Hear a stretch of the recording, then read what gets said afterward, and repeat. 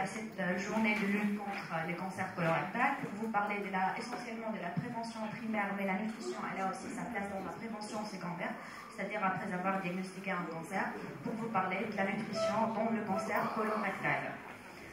Donc on va suivre un plan pour simplifier un peu les choses et savoir étayer le rôle entre la causalité entre nutrition et cancer colorectal. Donc le cancer figure parmi les principales causes de morbidité et de mortalité dans le monde entier, dans notre pays n'est pas épargné.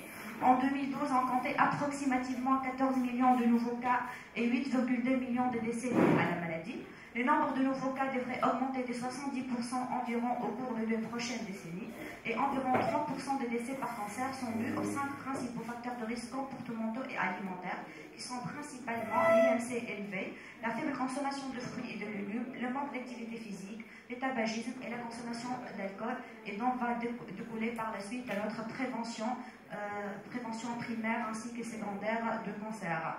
Donc, sans trop vous encombrer par les données épidémiologiques, le registre de cancer nord-tunisien a enregistré entre l'année 2004 et 2006 5667 cancers invasifs et ces chiffres n'ont pas cessé d'augmenter depuis.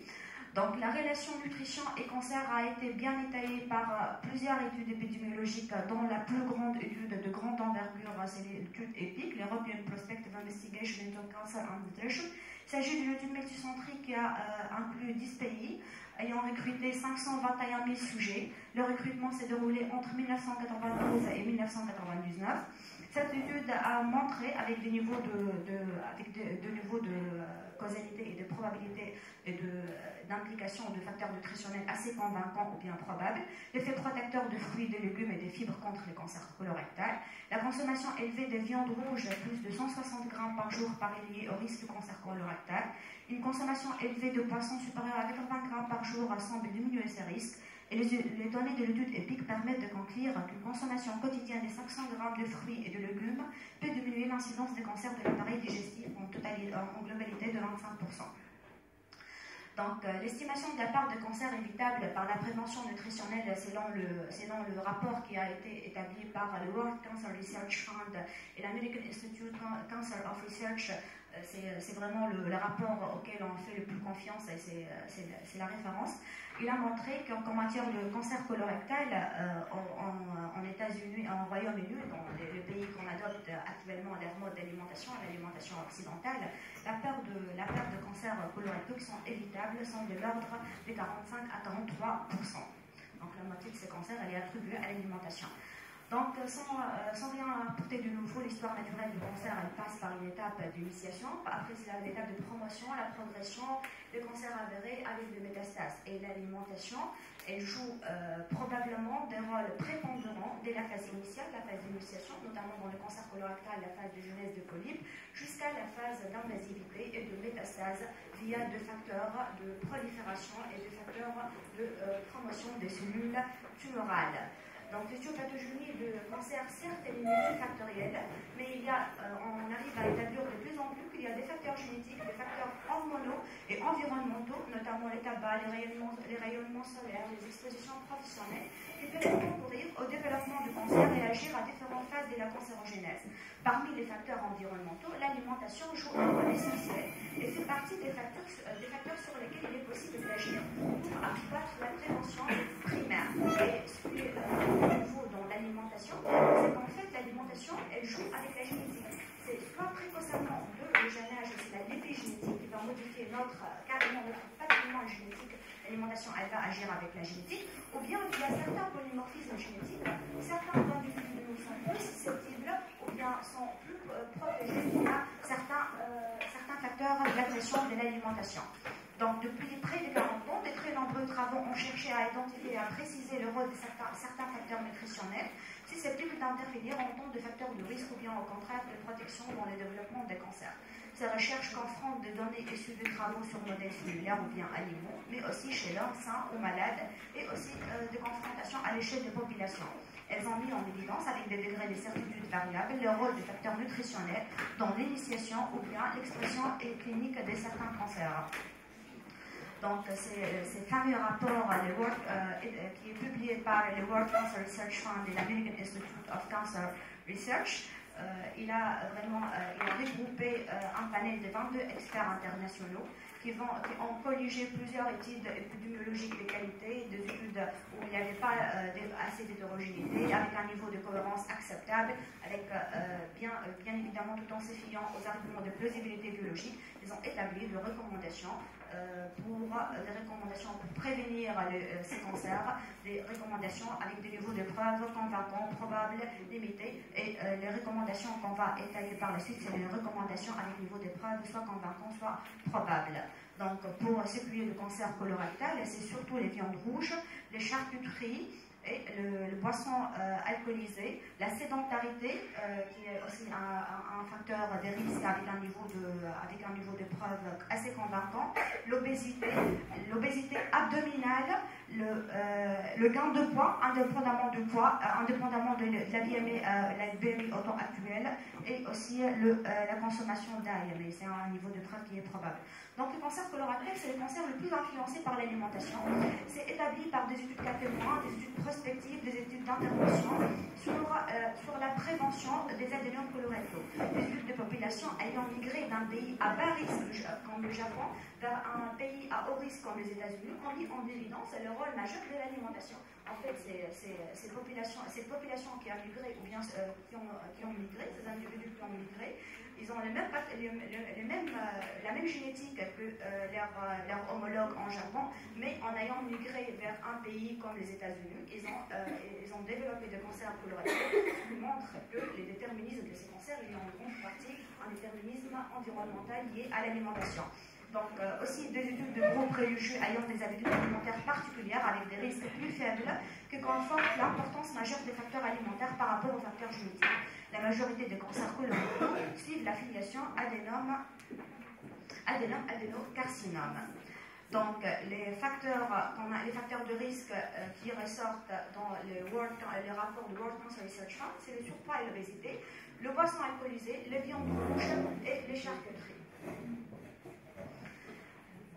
Comment agissent ces facteurs? En fait, l'excès calorique, l'obésité et la sédentarité, ces facteurs de risque qui ont été établis dans beaucoup d'études, et notamment une méta-analyse de 13 études cas témoins, fait apparaître une relation dose à effet. La sédentarité, quant à elle augmente les risques de cancer indépendamment de l'apport calorique.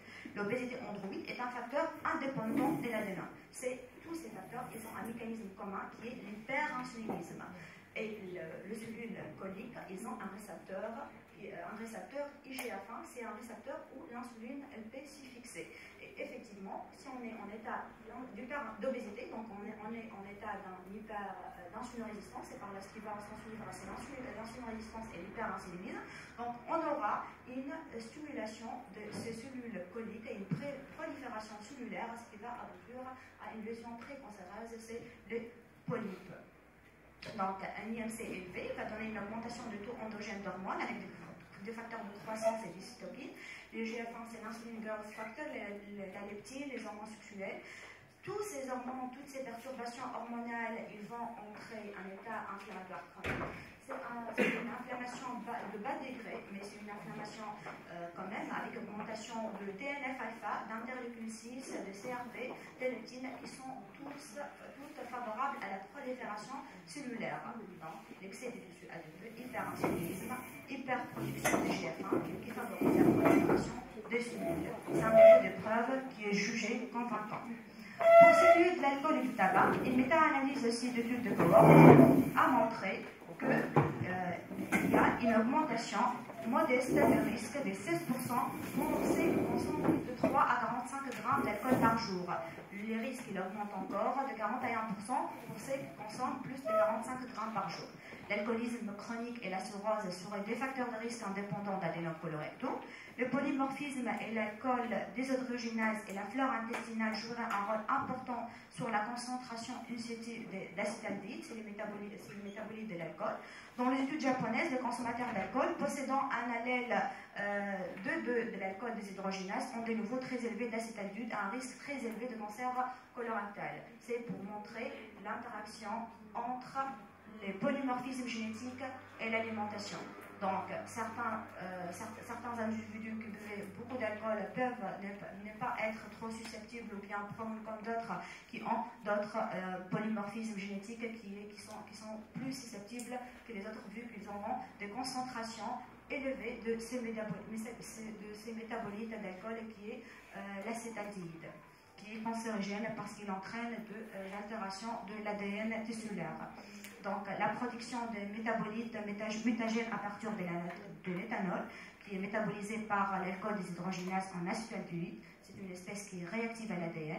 Une forte consommation d'alcool va induire une induction du cytochrome P450 qui va former non uniquement seulement l'acétaldéhyde qui est très nocif pour notre ADN, mais aussi d'autres espèces qui sont réactives à l'oxygène.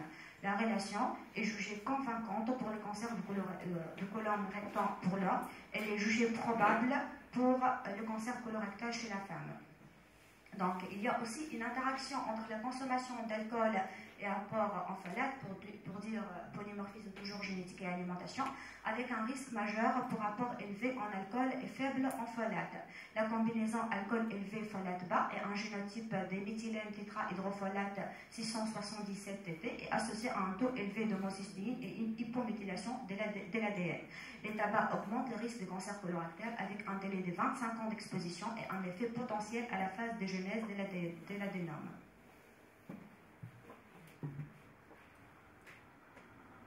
Pour ce qui est des viandes rouges et des charcuteries, elles sont associées à une augmentation du risque du cancer colorectal avec un niveau de preuve jugé convaincant.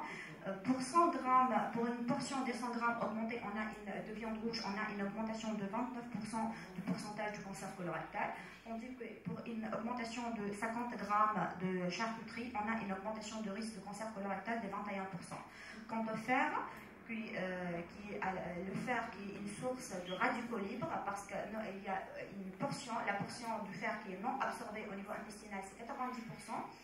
Il résulte d'une alimentation riche en fer, comme une alimentation très riche en viande rouge ou bien en charcuterie. C'est la réaction de Fintan.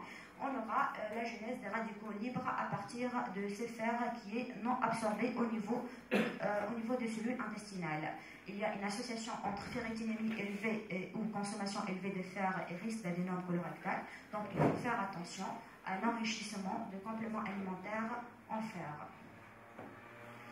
Donc, les mécanismes impliqués dans la consommation de viande rouge et charcuterie et cancer colorectal, c'est un apport des sels de nitrite par certaines charcuteries, avec une production de composés N-nitrosés cancérogènes dans l'estomac et par les bactéries de la flore intestinale. Les composés nitrés sont des alkylateurs, ils sont mutagènes, notamment pour le gène 12, ils sont mutagènes dans la moitié des cas. Les radicaux libres et les cytokines pro-inflammatoires liés à l'excès de fer immunique